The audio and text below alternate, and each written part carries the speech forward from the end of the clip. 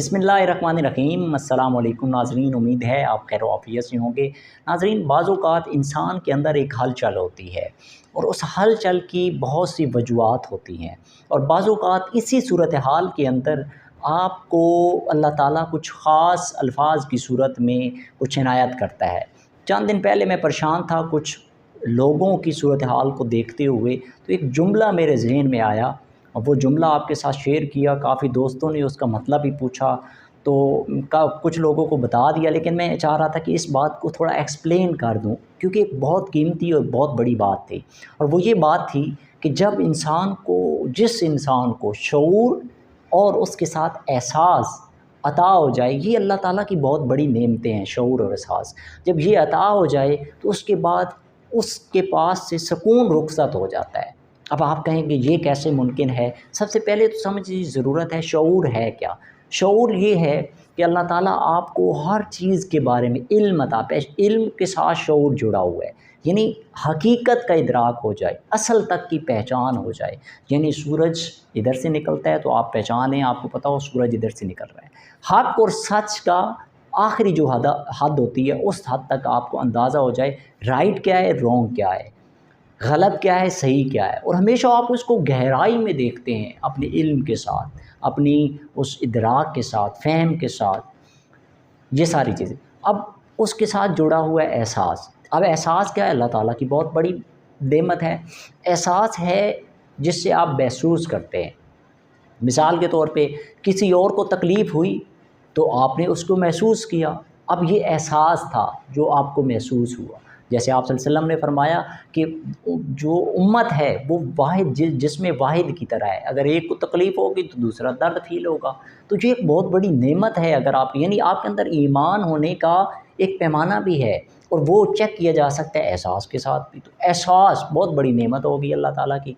अब एहसास होगा तो आप फ़ील करेंगे दूसरे की माँ बहन बेटी या दूसरे के जो तकलीफ़ दर्द मामलात है उनको कोई तकलीफ़ पहुँचती तो आप महसूस। जैसे अभी मिसाल के तौर पे इस्लामिया यूनिवर्सिटी का वाक़या पेश आया, तो वहाँ जो बेटियाँ थीं, बहनें थीं, जो भी थे वहाँ पे, तो उनके वालिदैन को जो तकलीफ़ पहुँची वो आपको भी फ़ील होगी। अब जब एहसास और शऊर दोनों जुड़ जाते हैं तो वहाँ क्या होता है, अब आप दोनों का मानी समझ गए। अब दोनों जहाँ पे जुड़ जाते हैं वहाँ होता क्या है, असल जो बात आप इस जुमले को जो मैं एक्सप्लेन करना चाहूँ वो ये होता है कि वहाँ वो शख्स जिसके अंदर शऊर और एहसास दोनों जमा हो जाएं, वहाँ होता क्या है।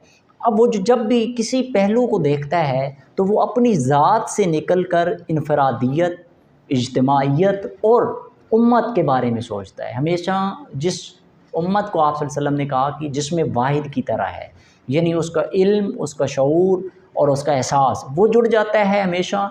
और वो आगे की सोच रहा होता है, वो गहराई में सोच रहा होता है, वो मुआशरे की बदहाली का सोच रहा होता है, वो मुआशरे की गिरावट का सोच रहा होता है, वो मुआशरे के पिछड़े हुए तबकात के बारे में सोच रहा होता है। वो अपने बारे में नहीं सोचता बल्कि हर चीज़ को मुआशरे की सतह पे, उम्मत की सतह पे, इज्तिमाइयत की सतह पे, इंसानियत की सतह पे देख रहा होता है। वो अपनी ज़ात से निकल जाता है, अपनी ज़ात से फ़ासला तय करके वो मावरा हो जाता है, हर चीज़ को उस तरह देखता है। मिसाल वही लेटेस्ट जो वाक़या वो हुआ इस्लामी यूनिवर्सिटी वाला, उसको ले लें। अब जो वहाँ वाक़या हुआ कितनी बड़ी तकलीफ़ दर्द है।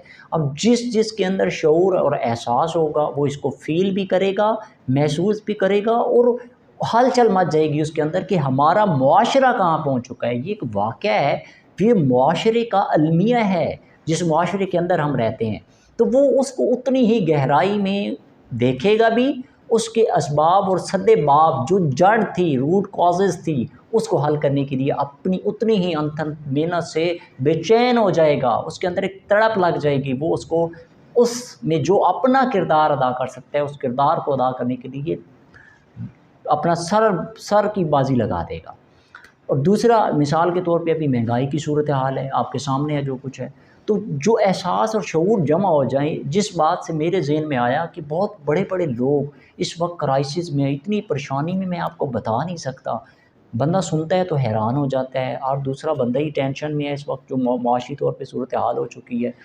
तो वो क्या होता है, उस दूसरे की जो दर्द, तकलीफ़, अज़ियत, وہ ساری سچویشن آپ کو خود فیل ہونے لگ جاتی ہے کہ یار یہ ہو کیا گیا ہے، یہ کیسے ہو رہا ہے، کیا کنٹریبیوشن ہم اپنا ادا کر سکتے ہیں، امت جا کہاں رہی ہے۔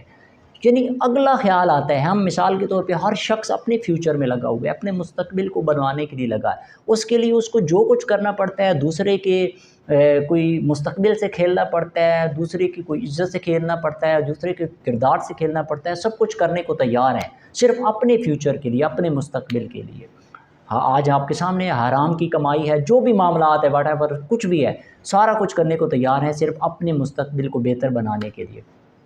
اور ہمیں یہ بھی نہیں پتہ کہ ہمارے اس آس پاس پڑوس میں کیا ہو رہا ہے، ہمارے اس قصبے میں کیا ہو رہا ہے، ہمارے اس معاشرے میں کیا ہو رہا ہے، ہمارے اس ملک میں کہاں تک پہنچ جو معاشی بدحالی اس ٹائم ہو چکی ہے۔ ہم اپنے اپنے فیوچر میں لگے رہے ہیں، لیکن شعور اور احساس آپ کو ان ساری سطحوں سے نکال کے معاشرے کی سطح پہ، اجتماعیت کی سطح پہ، ملک کی سطح پہ اور امت کی سطح پہ، پھر انسانیت کی سطح پہ آپ کو لے کے جاتا ہے کہ آپ اس کے بارے میں سوچتے بھی ہیں، محسوس بھی کرتے ہیں اور اس کے بارے میں اپنا جو کردار ادا کر سکتے ہیں وہ کرتے ہیں۔